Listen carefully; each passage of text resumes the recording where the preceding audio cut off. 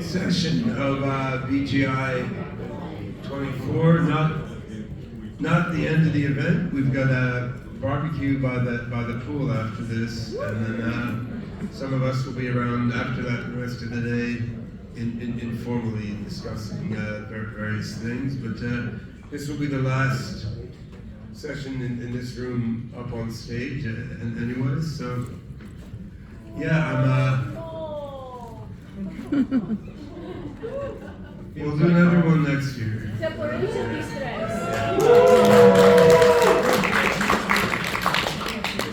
So yeah, first of all, I want to say I'm grateful to all of you who have taken time out of your life to come down here to Panama City and participate in the event. I mean, as well as to everyone who's participating online, listening to this live stream and engaging in the online discussions. I mean, life is just ridiculously busy for most of us in the current order of things, and taking 4 days for a conference plus a couple of days for travel. I mean, this is time that could be used for a lot of other things. I mean, I think obviously the topic is very, very important one for all of us, or I wouldn't be taking my own time for it, or asking others to take their time for it, right? But still, it's a concrete action to devote 6 days of your life to coming to discussion, because after all, there are actions we can take besides just discussing things, right? So, yeah, I'm grateful to all the amazing people that we've pulled together here. And this session was labeled conclusions or something like that, but of course the nature of what we're doing here does not lend itself to simple, neatly packaged conclusions. But I do think interesting progress has been made in some important ways. So my main motive in convening this group of people here is just to create stronger connections between people who are knowledgeable and active in a few different related areas that logically and conceptually are really closely connected together, but given the way social and economic dynamics work, don't intersect as much as you'd think. So I mean, one of these groups is AGI researchers and developers, people actually trying to build AGI systems. And of course, there are not a lot of AGI developers out there to build malevolent AGI systems. I mean, pretty much everyone working on AGI wants to build an AGI that will be beneficial to people, although there may be different ideas about how to go about it. But I wanted to bring together AGI researchers with various other groups of people. We have people focused on governance and human organization and decentralized governance in particular, and how do you structure groups of people to effectively make decisions about really complex things. And I've been engaged for a couple of decades now with, I guess 2.5 decades, with the transhumanist community, and there's just been a lot of deep thinking in the transhumanist world about AGI, singularity, life extension, nanotechnology, what happens when machines take all the jobs. I mean, all these issues that are popping up in the media so often now, these have been churned over and over and over again and discussed from almost every possible direction in a global community of smart people over decades. I mean, I've been thinking about this since the 70s, some of the audience for even longer, but the organized transhumanist community has been thinking about it for a couple of decades also, and all that thinking won't go to waste. This has to infuse what actually unfolds over the coming years. And then there's also the consciousness research community, because while we don't have an agreed scientific understanding of what consciousness is or how it works, yet this is an incredibly critical part of what we're doing with AGI, right? I mean, we're building machines that in some form are aware of the world and that may well have whatever kind of consciousness people have, maybe even more. We're also affecting human consciousness in all sorts of ways, even before we get to something like the singularity, and quite radically so afterwards. So having people who have been deeply engaged with understanding human consciousness from various perspectives, scientific and experiential, personal and transpersonal, seemed important that the consciousness community becomes connected with all these other different communities of people. And I think we've successfully mixed up, brilliant, open-minded, creative, curious people interested in and engaged in doing real things in the world. I mean, we've pulled together people like this from all these different communities I mentioned, and a whole bunch more. I mean, we have neuroscientists, we have entrepreneurs, we have great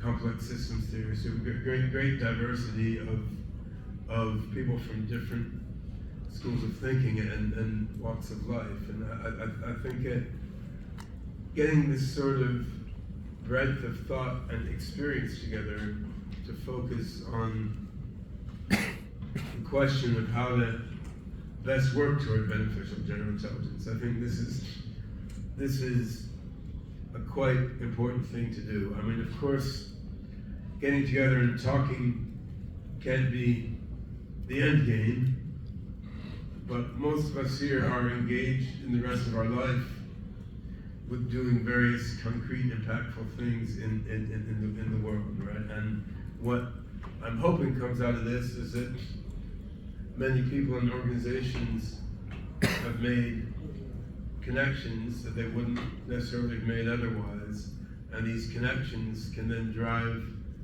practical action in different ways than would have happened otherwise. And I mean, most of this, to be honest, will happen in an informal and unstructured way because people met each other and decided they want to do something together. We will also make some concrete steps toward creating social media groups and networks and so forth, pulling together the people who have been at the event face-to-face and online, so there can be some explicit BGI community going forward after the event in which the conversations that have occurred at the event can then continue. I want to briefly reiterate for a minute or two a couple of the themes I touched on in my opening remarks, because I think we may look at these things slightly differently given the discussions we've had during the last 4 days. So, no one has created human-level artificial general intelligence yet. None of us has a solid knowledge of when we're going to get there. I mean, there's known unknowns and probably unknown unknowns. On the other hand, to me, it seems quite plausible we could get to human-level AGI within, let's say, the next 3 to 8 years.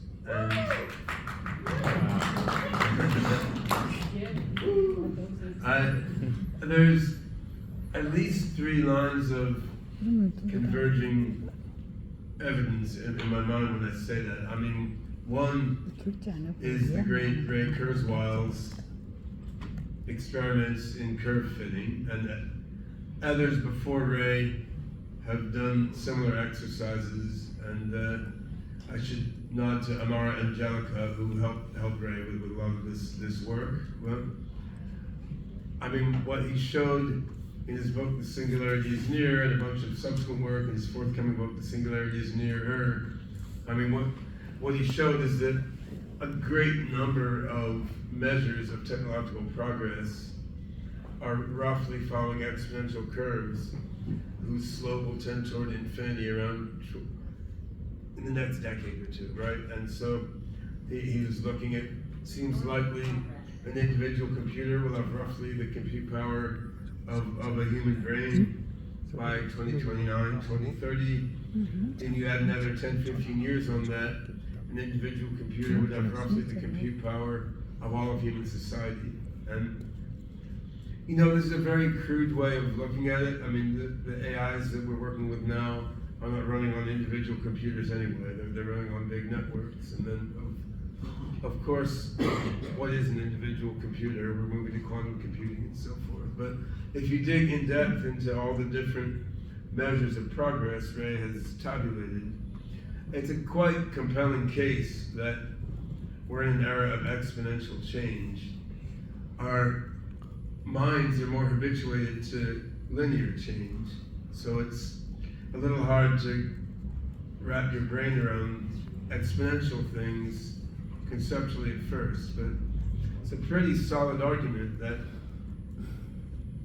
you know, we could be at human level AGI by 2029, 2030. And as I said in the initial remarks, my own view is once you get to human level AGI, within a few years you could be at radically superhuman AGI, unless the AGI itself decides to throttle its own development out of its own conservatism. Because I think once an AGI can introspect its own mind, then, you know, it can do engineering and science at a human or superhuman level. It should be able to make a smarter AGI than an even smarter AGI, and what I.J. Good called an intelligence explosion, right? So that may lead to an increase in the exponential rate beyond even what Ray thought. Now, another line of reasoning that makes me think AGI may be coming soon is just LLMs. I mean, the same thing that has woken up so much of the world to the potential of AI. I don't think that LLMs in themselves are a viable path toward AGI. Like, I don't think you can add a few plugins onto GPT-5 and get human level AGI. I think the way they represent knowledge doesn't represent genuine understanding or world modeling, and so I think there's fundamental limitations there. On the other hand, still, the fact that we have systems doing as much as LLMs do now, this tells you something, right? I mean, it tells you something about where the AI field in general is at. Like, we're doing a whole bunch of amazing things that a couple of years ago people thought would not be feasible to do for many decades or maybe ever, right? So even though LLMs in themselves are not the golden path to AGI, they're certainly closely related to things that are in the path to AGI, and everything they can do, you got to take that as evidence that we're probably not so far off.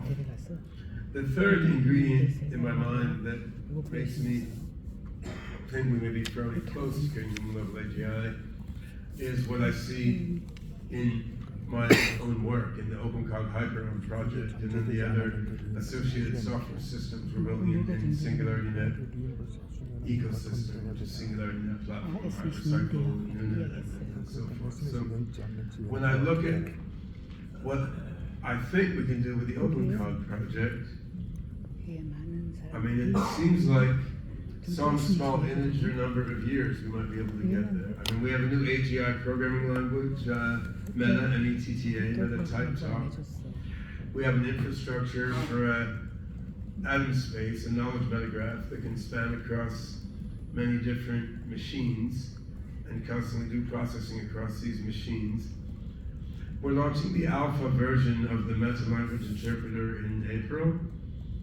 This is still not remotely as scalable as it needs to be to build AGI. I mean, programs still run much too slowly for what we need to make it a real thinking machine. On the other hand, we have a number of different lines of development aimed at massively speeding up and scaling up the Meta interpreter, and at massively improving and scaling up our ways of distributing atom spaces, knowledge graphs across many different machines, on centralized and decentralized networks of machines. It seems that by let's say this time next year, to be a little bit conservative, we should have a quite speedy and scalable version of OpenCog Hyperon. A year is a long time, maybe it will be much less than a year.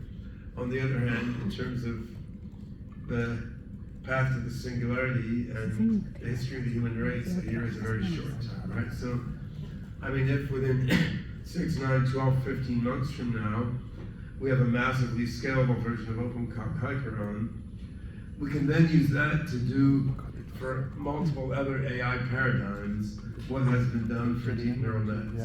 I mean, deep neural nets have been around in practice since the late 60s, early 70s. I mean, in concept since the 40s and 50s. And they only recently started doing amazing things because we put so many GPUs and so much data behind them. But the AI field has a lot in it besides deep neural nets. So you've got logic systems, you've got evolutionary learning algorithms, you've got sparse distributed memories. There's a great amount of other AI algorithms and paradigms that have been thought through in great detail by brilliant researchers over many decades. What we're aiming at with the OpenCog Hyperon framework, among other things, is to make a platform that lets these things scale up tremendously. So you can take a logic engine doing common sense reasoning. You can take an evolutionary learning algorithm, learning programs that help an agent do things in the real world or simulated world, and you can scale these up massively in a way that runs well across many processors and across many different machines.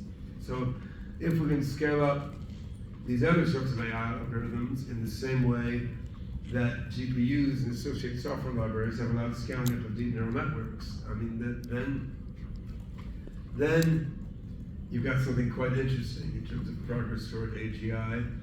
And I spent a bunch of my career articulating a cognitive architecture which can combine AI algorithms from different paradigms together to hopefully achieve something like human level intelligence. And this was described in my 2-book series, Engineering General Intelligence, from 2014. I had a paper more recently called The General Theory of General Intelligence, which is posted on ArcSci that goes through some of this. There's another paper I linked to in my introductory talk on OpenCog Hyperon. So if it was just optimism about my own project, I would doubt my intuition a little more because everyone's going to overestimate their own work. I mean, you sort of have to drive yourself forward.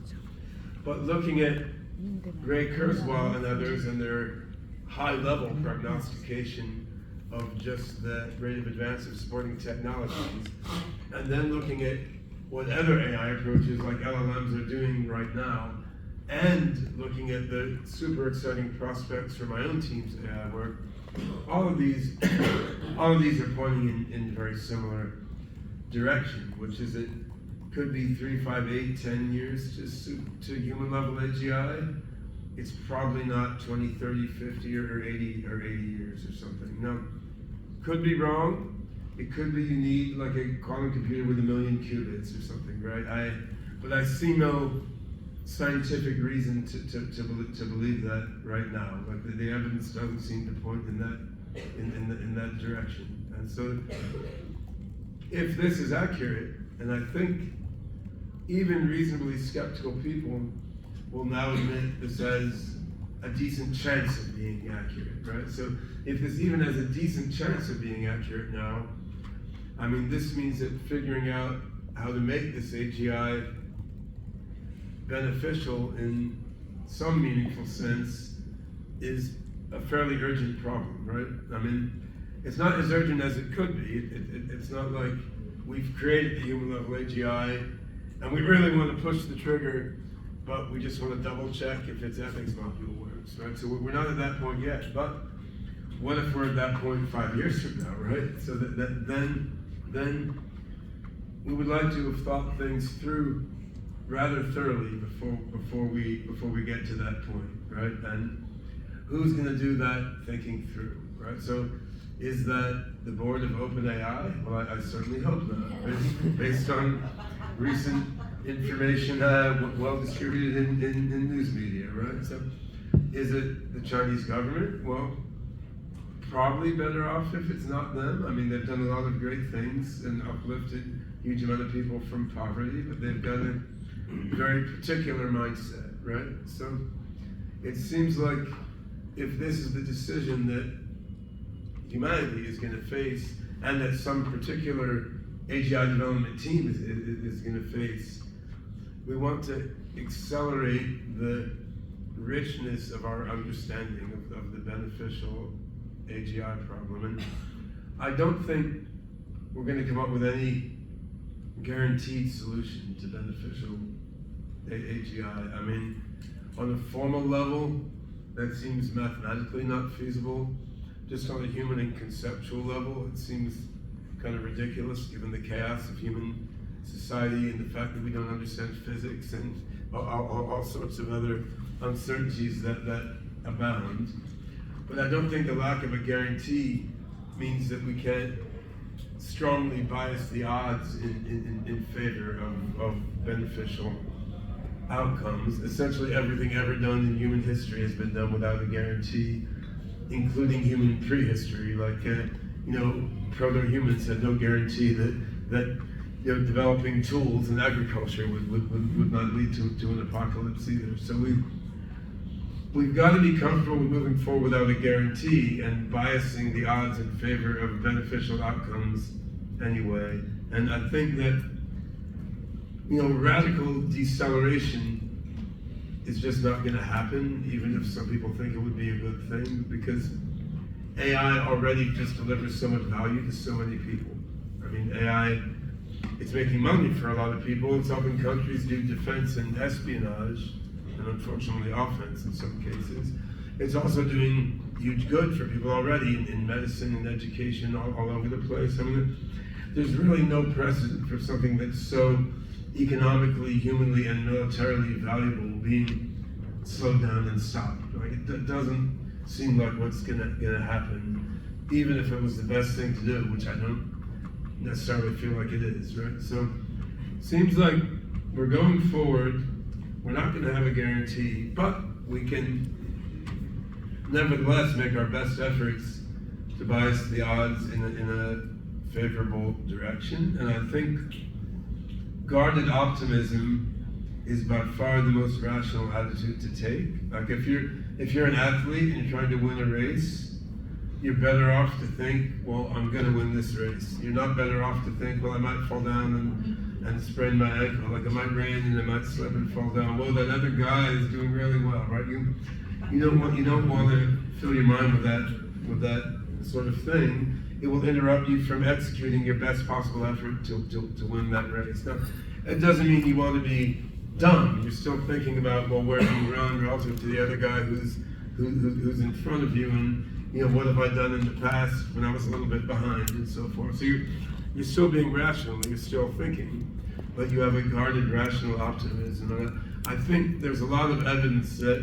this is the best attitude for individual and groups of humans to take if they want to optimize their odds of success. I mean, it happens that tends to be the way I am neurobiologically anyway, right? But I do think just in a data-driven way that's also a good way to think about things. So this is all why I pulled this event together.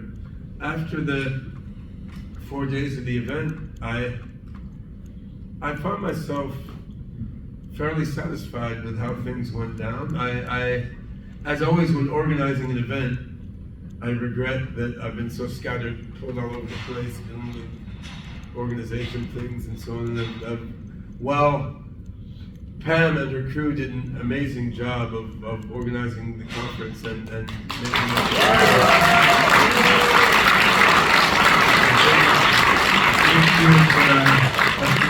that day, and then for, I don't want to run through the list of everyone else because I'll forget someone, but everyone else who helped make this an amazing event.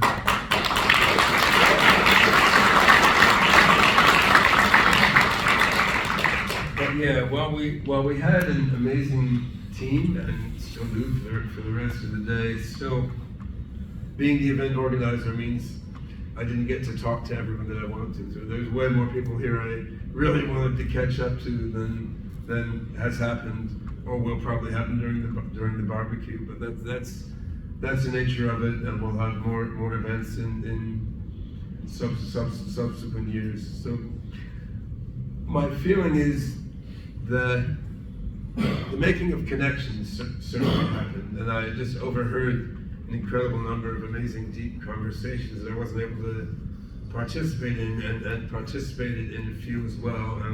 I'm hoping that a few minds were open to alternate perspectives than people came in with. I mean, maybe someone who was convinced we have to tightly control AI started thinking maybe open-ended intelligence is not so insane.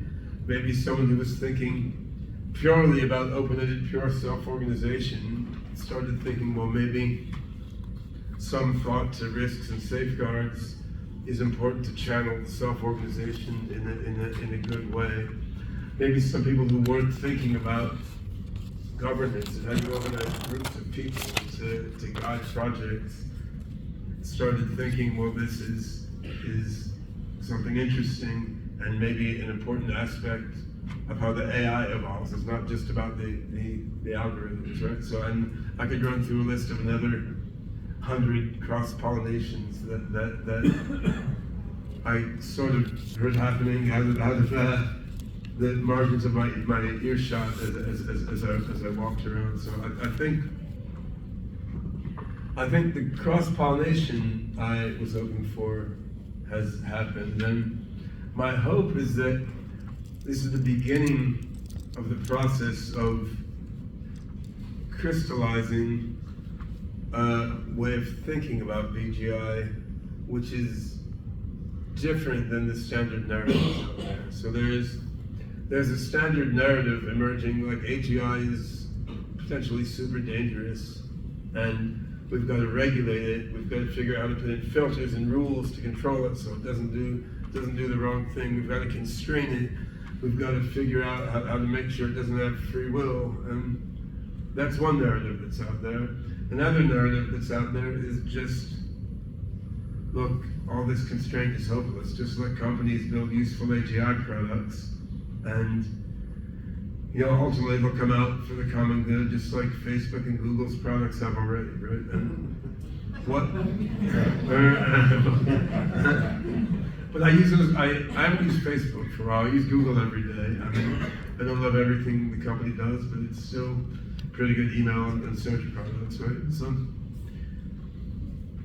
I think there's a different way of thinking about AGI, which is centered on complex, open-ended, self-organizing systems, both on the AI and the human level, right? So it's focused on making systems that are not rigidly constrained in what they do, but are encouraged and biased by design and by how you interact with them to evolve and self-organize in certain directions, and then on creating human organizations that are also complex self-organizing systems whose growth and evolution couples with the growth and evolution of these AI networks. And we don't have such simple words for talking about these things, which is one of the problems that our community needs to work on.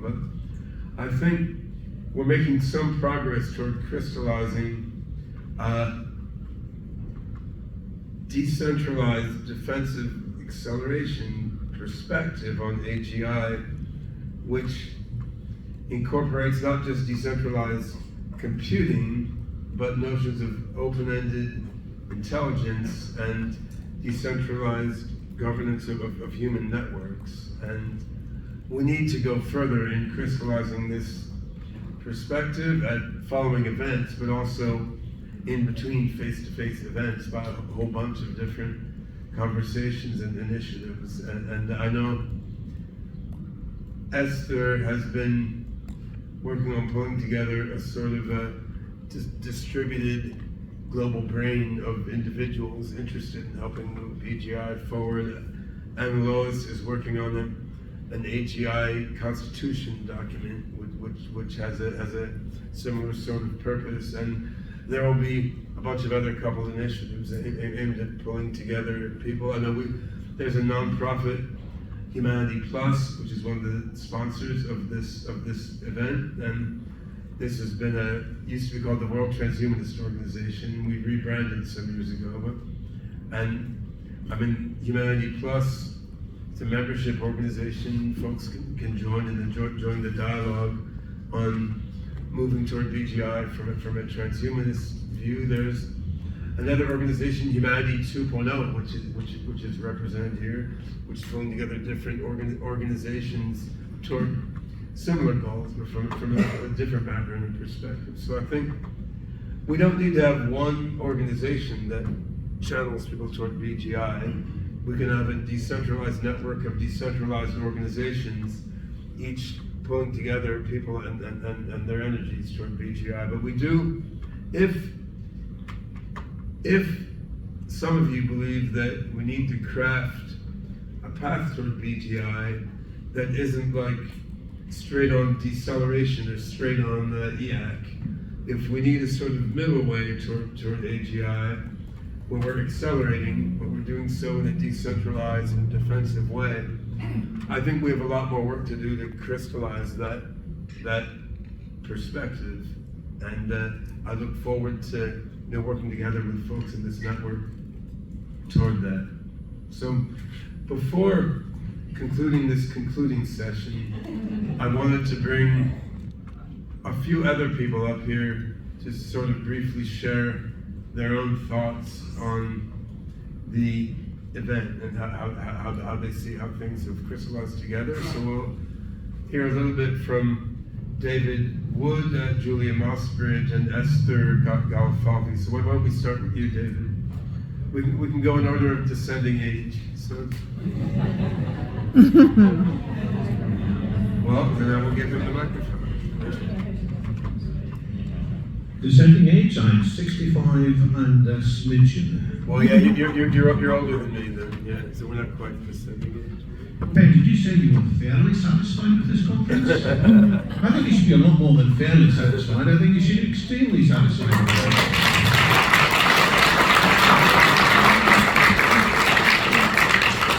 So what we celebrate, there's a few points for constructive criticism as well. One thing to really celebrate, the thing that struck me, and this is definitely a 10 out of 10, is the group of people who've been assembled. As I talk to more and more people, and in each case I'm astonished at the depth and the interest that each person brings here of a huge variety. So that is very much a great plus. Another thing to celebrate is Ben's embracing of risk. I'm not talking about risk of AGI, I'm talking about risk of putting on weird sessions in the conference on weird topics that wouldn't elsewhere. And I think that largely worked. There were a few sessions that didn't quite work so smoothly, but hey, if you're doing experiments, you won't expect them all to succeed. There's a few people here who need to get presentation training, dare I say it, including some of the smartest of you in the room. You may be very smart, but you maybe aren't always great at speaking concisely and engagingly. But hey, we can learn this together. The decentralized nature of this conference troubled me sometimes. I thought, decentralized, disorganized, what have I let myself in for? Especially when the schedule started getting later and later. But then I put my brain into a different mode. I said, you know what? This is a different way of doing things. And when I did that, and I became a decentralized brain as well, my goodness, it worked very well. So we'll just have to get used to that. And occasionally there may still be scope for a little bit more organizing, but getting that balance right is a hard ask. Something else I didn't think worked so well is some of the discussion on ethics. I found that was a bit flat. I didn't find myself illuminated by that.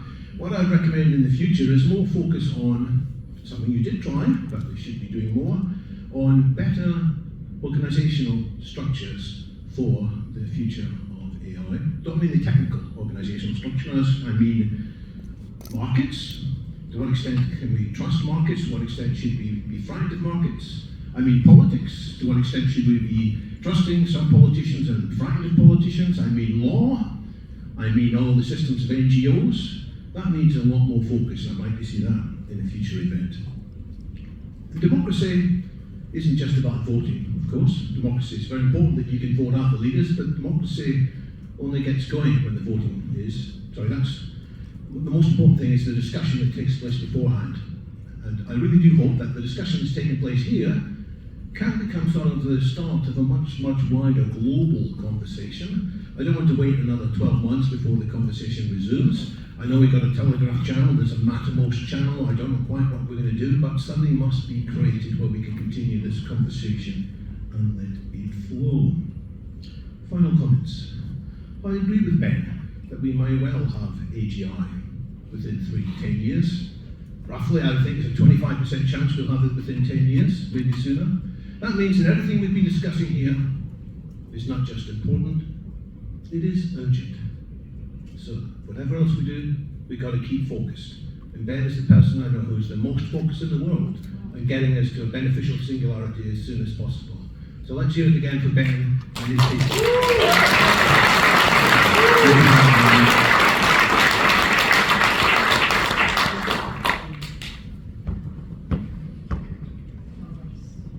So my first, most flippant summary of the conference is good things happen when you give millions of dollars to hippies.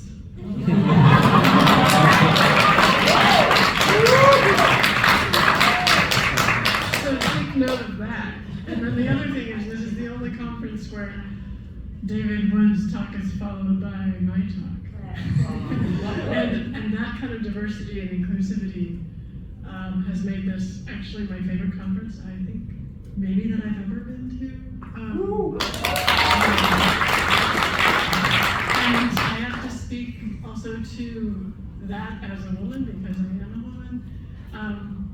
I've been to so many conferences in science and technology, and unconferences as well, with scientists and technologists.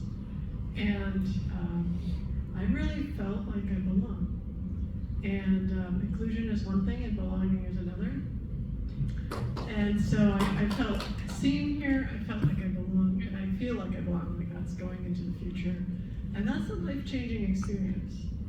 So I feel like what's going on here, sort of my summary, my less flippant summary of what went on here over the last couple of days, last few days, is that the reason why we're interested in creating beneficial general intelligence is because we're trying to solve what I call the human problem, which is that we've been around for a long time and we still haven't figured out how to be with ourselves and how to be with each other in a way that feels good.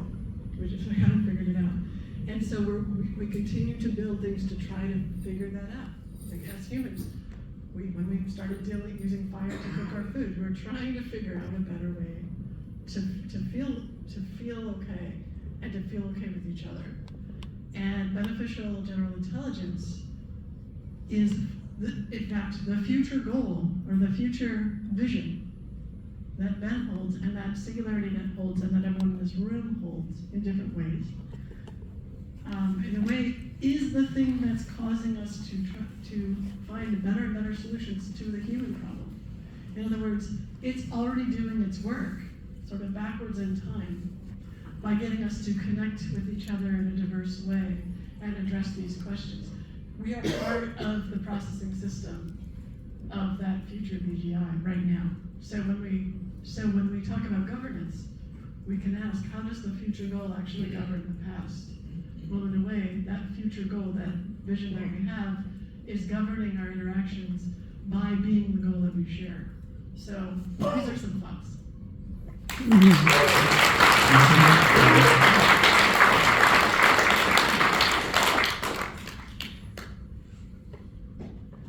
Esther, take the one microphone. So one of the things that I felt during my time here was quite unexpected.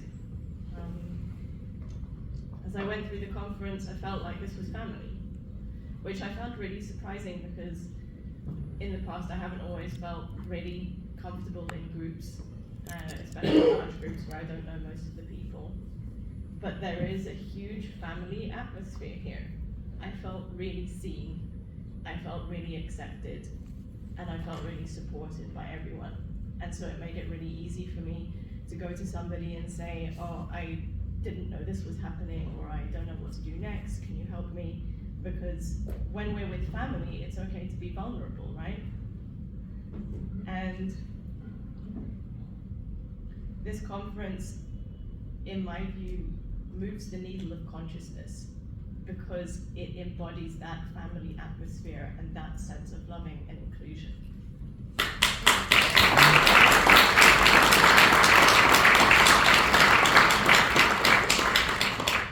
The way that I think about governance is to bring that into the systems that we are building. So the conversations that we've had so far at this conference have been really amazingly diverse. So we've gone from the technical all the way to the very human. And I think both of those are necessary. When we think about governance, governance is really about how we live together and how we work together with all of our differences. It's not about erasing our differences or trying to shout out so that we have some kind of way forward. It's about including all of our differences. And I felt that really happened here. Everyone was included in I feel like everyone had a chance to speak, and that was a very nurturing environment for people to be in. All of the things we talk about ethics and needs, those are all our human level, animal level competing interests. And there are so many exciting opportunities to create tools to engineer collaboration and engineer, let's say, logistical, the logistics of gathering people and making decisions. But you can't engineer with technology the human heart. So you have to bring the technology together with ways that we can engineer the human heart, which is this sense of connection and belonging that we create together. In the human heart, there is so much light, but there is also a huge amount of darkness. And that is a theme that came up for me quite a lot during this conference, that we must face the darkness before we can all move into the light with our technology.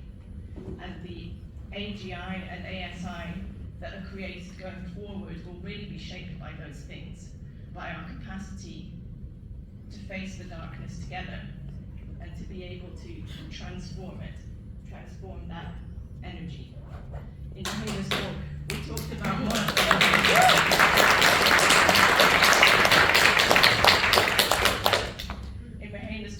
about Moloch energy, and it came up a few times through our private conversations in the conference.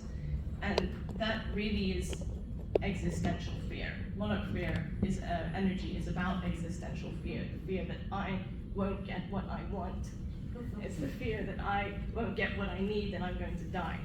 That's what it is, isn't it? And that's not bad in itself, is it? John mentioned to me in a conversation, John from World Systems mentioned to me in a conversation that is not a negative energy. It is just an energy. It's just there. It's in every single person. It comes out in all of our lives, and we can face it and we can transform it. I was really gratified to see so many people engaging in this open-hearted behavior that went beyond that kind of grasping and fear. And I think that it really bodes well for AGI going forward if we can grow our community and expand that to the rest of the world. When we think about governance, I think there are three ways that we can move it forward. One is to transform that darkness and that fear and help others to do that through our work. Another is to establish the kinds of values of human loving care and kindness and supportiveness that Ananos was talking about in her constitution. And the third is to choose tools that will continue to support the evolution of those things, of those positive influences. If it's all right with you, I would like to do a little bit more of the energetic work that we've been doing throughout the conference with the Qigong. If everyone would like to stand up and just join a last time. Is that okay then? Yes, okay.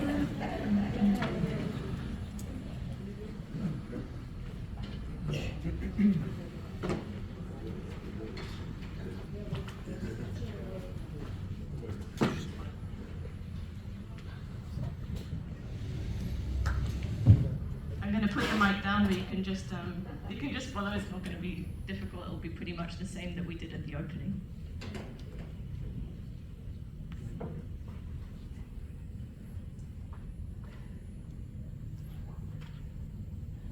So stand with your feet hip distance apart, maybe a little wider. Hands together in front of the lower abdomen. And close your eyes for a moment and breathe with the room. Take a deep breath in and out. 3 breaths. Feeling the way we are together here. Feeling the hearts and minds in the room. And the energies that we've created together. That love and caring and compassion and sharing that we've created together.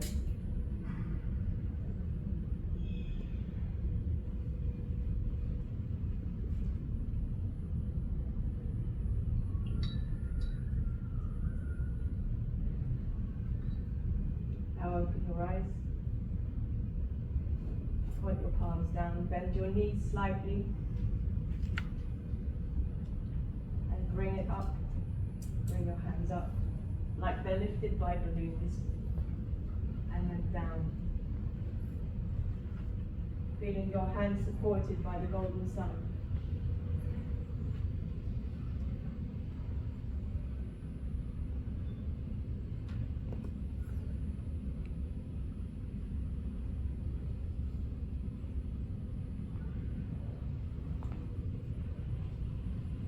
Move the golden sun through the body.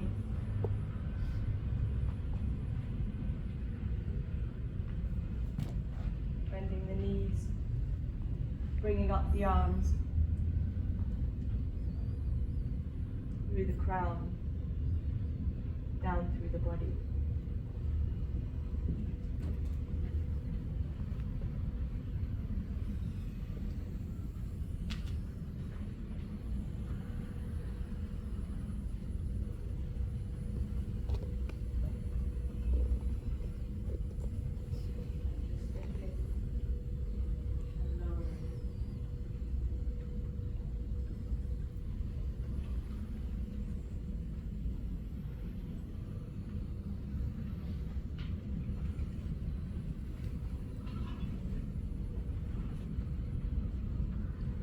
Bring your hands to the lower abdomen.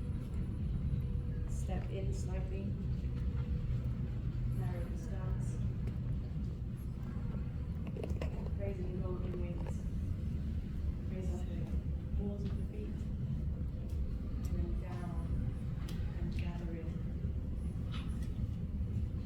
And expand. Chest expands. Heart opens.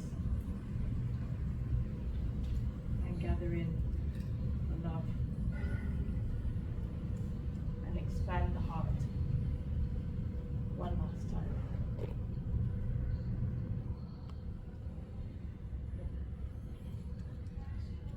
Bring your feet together.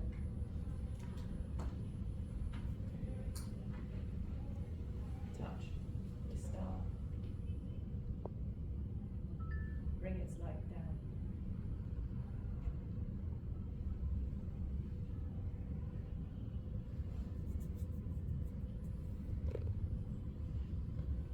And thanks at the heart. Thank you for us being together. Thank you for sharing.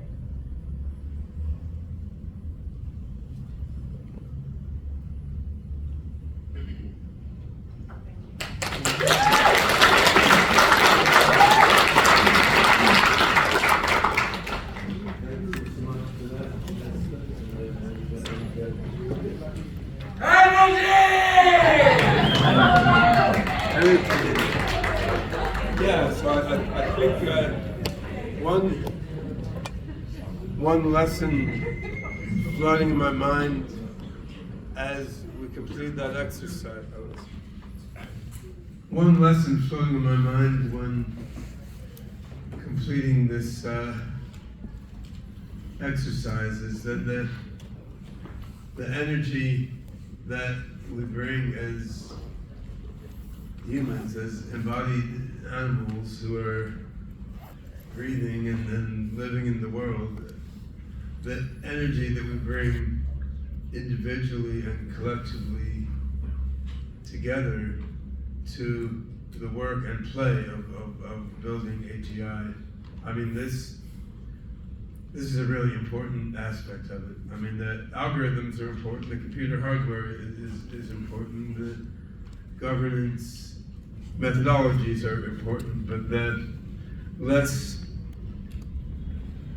analytical aspect, the human energy that we bring individually and collectively together is really, really important for shaping the AGI we bring and the singularity that we create through all different sorts of pathways. And I am very thankful to all of you for bringing your special energy here. Yeah, looking out at the audience, there's too many people I would like to thank for their participation, but I want to call out two more people in particular who haven't been on stage that much, but were instrumental in bringing it about, which is Janet Adams, who's the COO of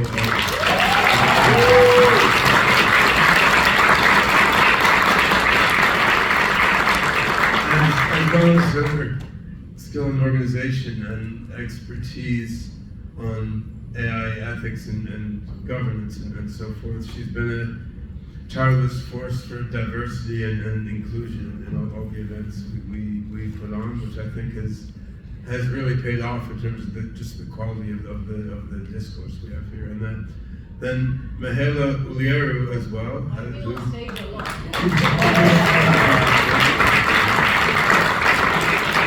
In addition to her contribution on stage, Mihaela played a huge role in just pulling in so many amazing people to the event from her own history and experience. So really there's a couple dozen other people I should be thanking as well, but it would take too long, and I'd forget their names, so we can leave it at this. But yeah, thanks very much to Mihaela and Janet as well.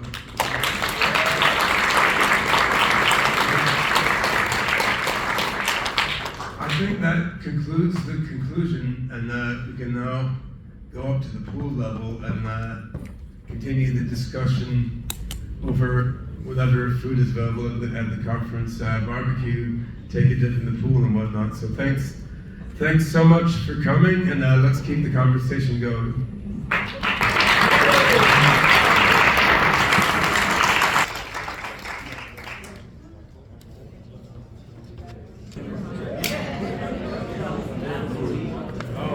Actually, the barbecue is here in the Neva restaurant on this level. All right. So don't go in the pool yet.